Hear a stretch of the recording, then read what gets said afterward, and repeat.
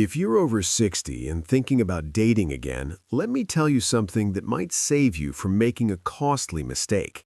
I'm not talking about the emotional cost of heartbreak, though that's real too. I'm talking about actual money, actual demands, and actual red flags that too many of us ignore because we're just so grateful someone's interested in us. Here's the uncomfortable truth. When you step back into the dating world after 60, you're not entering the same landscape you remember from your younger years. Things have changed dramatically, and if you're not careful, you could find yourself in situations that drain your bank account, compromise your independence, and leave you worse off than when you started. Today, I'm going to walk you through the specific warning signs that should make you run the other way when meeting someone new. These aren't just theories or possibilities. These are real patterns that emerge again and again in the senior dating world, and understanding them could protect not just your finances, but your dignity, your retirement security, and your peace of mind. By the end of our conversation today, you'll know exactly what to watch for, why these red flags matter so much at our age, and most importantly, how to protect yourself while still remaining open to genuine connection. Because here's what I want you to understand.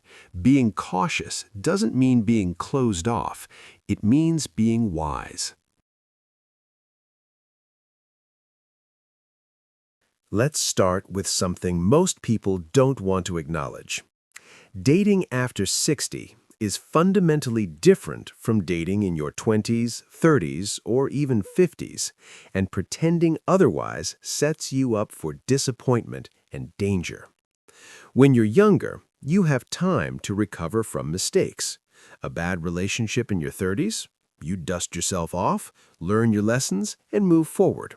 You still have decades to rebuild your finances, your social circle, your confidence. But when you're in your 60s or beyond, the stakes are entirely different. Your retirement savings represent decades of hard work.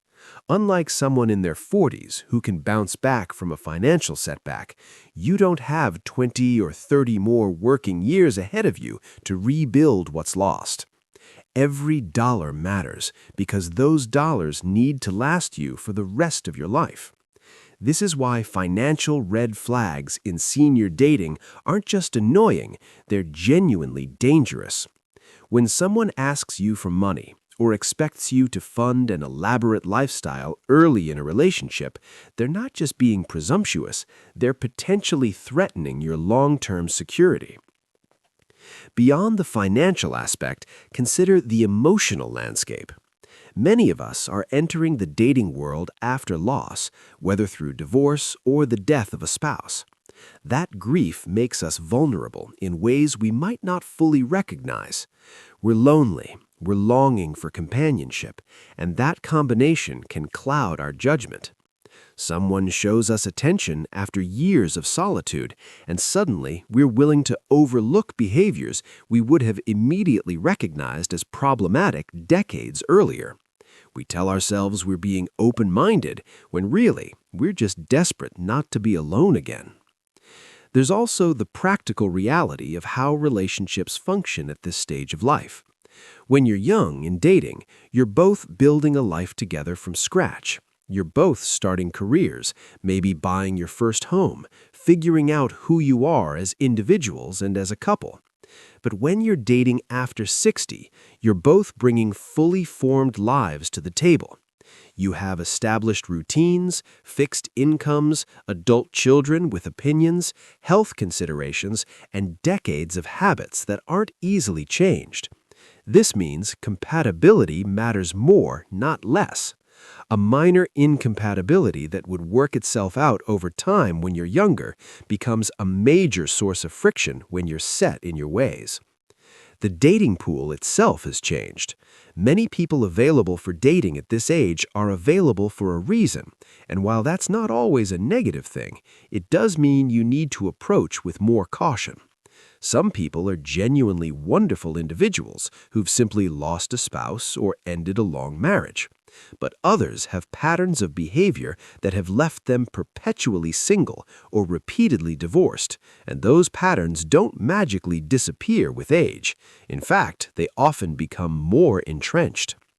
Understanding all of this doesn't mean you should give up on finding companionship.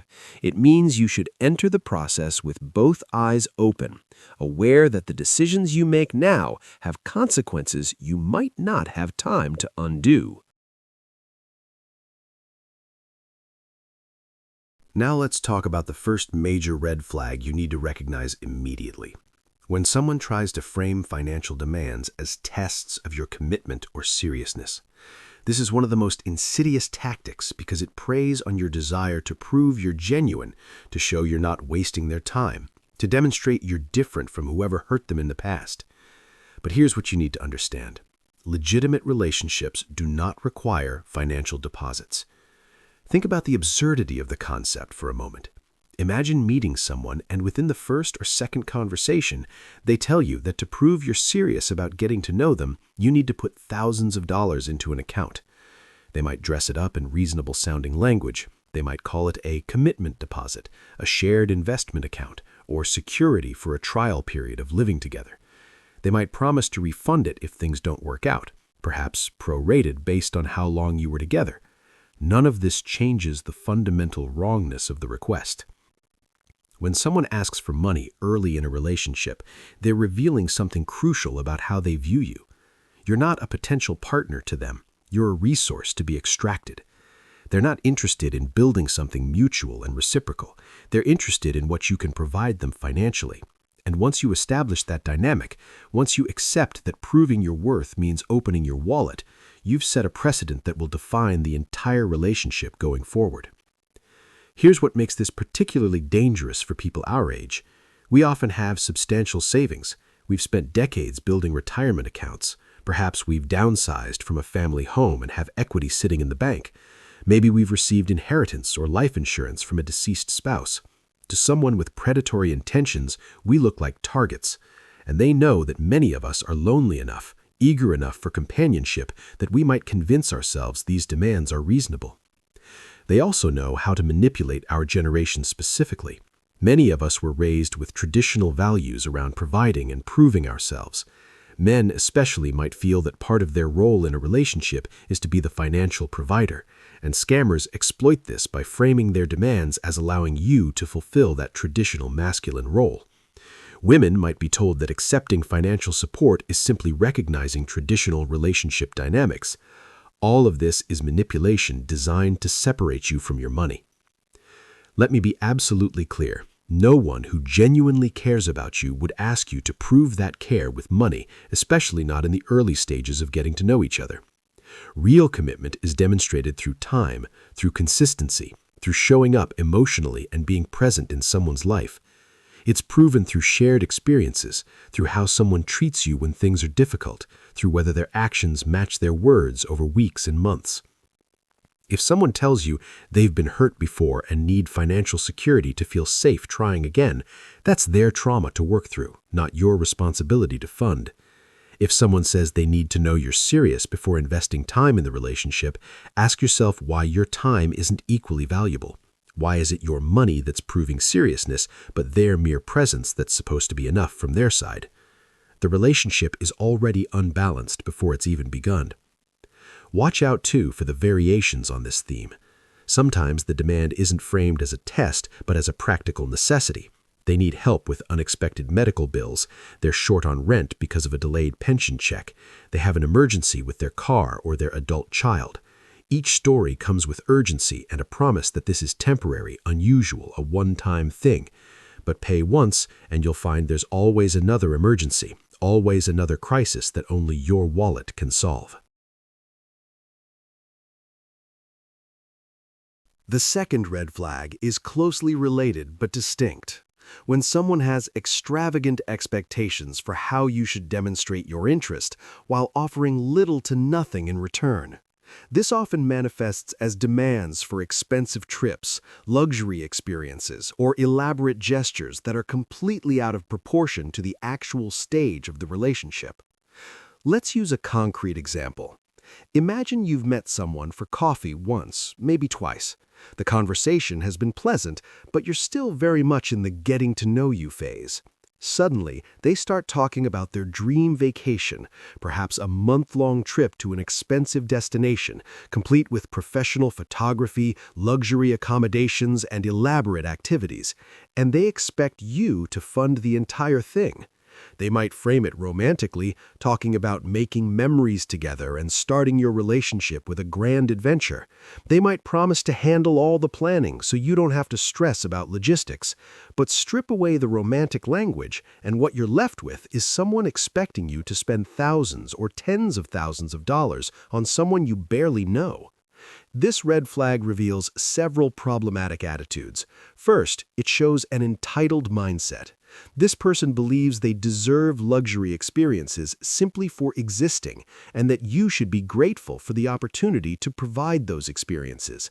There's no consideration of whether such expenses fit your budget, align with your values, or make sense given how little you actually know each other. Their wants take precedence over practical reality. Second, it demonstrates a transactional view of relationships. They're essentially saying that your value in the relationship is tied to what you can provide materially. The relationship isn't about companionship, shared values, emotional connection, or building something meaningful together. It's about them living out their fantasies on your dime. And once you fund one extravagant experience, the expectation will only grow. The bar keeps rising because the relationship is built on materialism rather than genuine connection. Third, it shows a complete lack of reciprocity. In healthy relationships, both people contribute. That contribution doesn't have to be equal in every way, and it certainly doesn't always have to be financial. One person might contribute more financially, while the other contributes more through emotional labor, household management, or other non-monetary means. But there should be some sense of balance, some recognition that both people are investing in building something together. When someone expects you to fund their dream lifestyle while offering nothing comparable in return, that's not a relationship, it's sponsorship. For people our age, this red flag is particularly important to recognize because we often have more disposable income than younger people, but we also have less time to recover if we waste our resources. Your retirement savings aren't infinite. You need that money to last potentially 20, 30, or even 40 more years. Every dollar you spend funding someone else's luxury dreams is a dollar you won't have for your own medical care, your own enjoyment, your own security as you age. There's also an emotional component here. When someone makes extravagant demands early on, they're testing your boundaries. They're seeing how much they can ask for and how easily you'll comply. If you meet these initial demands, you're signaling that your boundaries are flexible, that you're willing to prioritize their wants over your own needs, that you can be pushed. And push they will, again and again, until either your money runs out or you finally stand up for yourself. Pay attention to how someone talks about money and experiences in general. Do they constantly reference expensive tastes? Do they compare themselves to people with luxury lifestyles? Do they seem disappointed by simple, low-cost activities? Do they make comments about deserving the best or only living once in ways that justify excessive spending? These are all warning signs that this person's expectations for what a relationship should provide materially are probably incompatible with a healthy, sustainable partnership.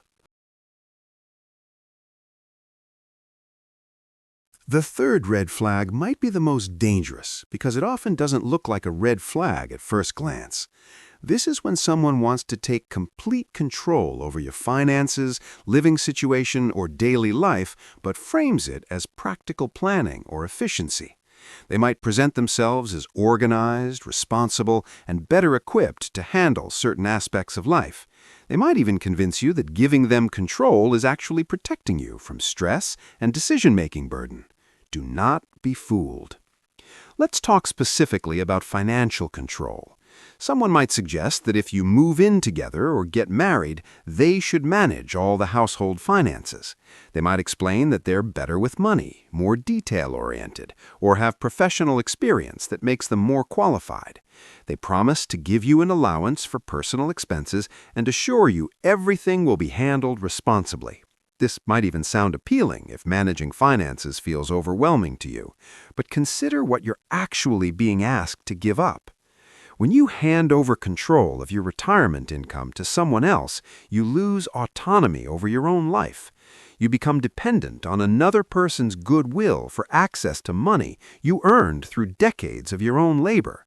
You're putting yourself in a position where you have to ask permission to spend your own money, where you have to justify your purchases, where someone else decides what you can and cannot afford. That's not partnership. That's a parent-child dynamic, and it's completely inappropriate between equals. This becomes especially concerning when you consider the possibility of financial abuse. Financial abuse is one of the most common forms of elder abuse, and it often happens in intimate relationships.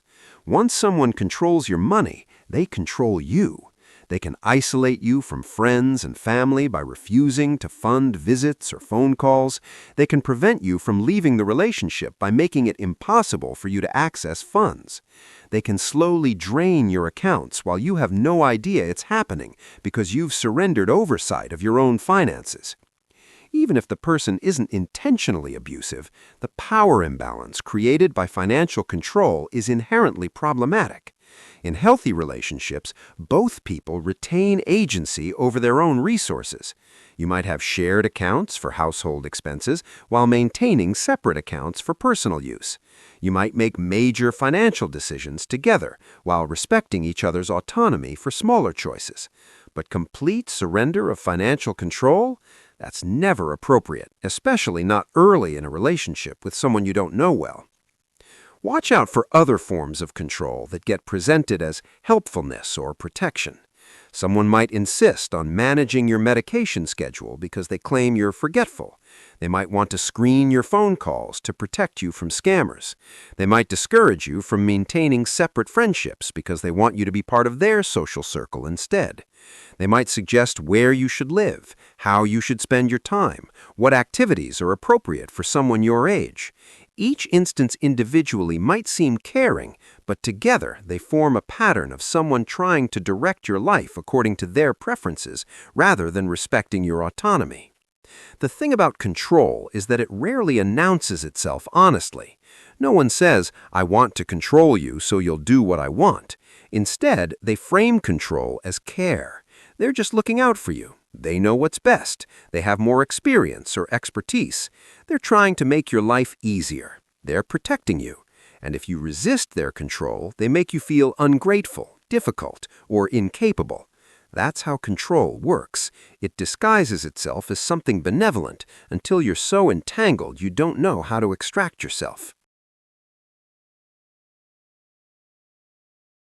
The fourth and final red flag I want to discuss is when someone presents their expectations as non-negotiable without any willingness to compromise or consider your needs and preferences. This manifests as a long list of demands or conditions that must be met exactly as specified, with the clear message that if you can't meet these conditions, you're simply not compatible. While it's good for people to know what they want, healthy relationships require flexibility, mutual accommodation, and the recognition that both people's needs matter. Think about what it means when someone lays out a series of rigid requirements before they're even willing to explore a relationship with you. They're telling you that their comfort, their preferences, their way of doing things is the only way. There's no room for discussion, no interest in finding middle ground, no recognition that you might have equally valid needs and desires. It's their way or the highway, and you're expected to simply accept these terms if you want access to their companionship. This rigidity often extends to living arrangements. Someone might insist that you must maintain completely separate bedrooms even if you marry, regardless of how you feel about that arrangement. Or conversely, they might demand that you immediately move in together on their timeline, without considering whether you're ready for that level of commitment. They might have specific requirements about how household tasks must be divided, what social activities you will and won't participate in, how you'll spend holidays, and what contact you're allowed to have with your own adult children.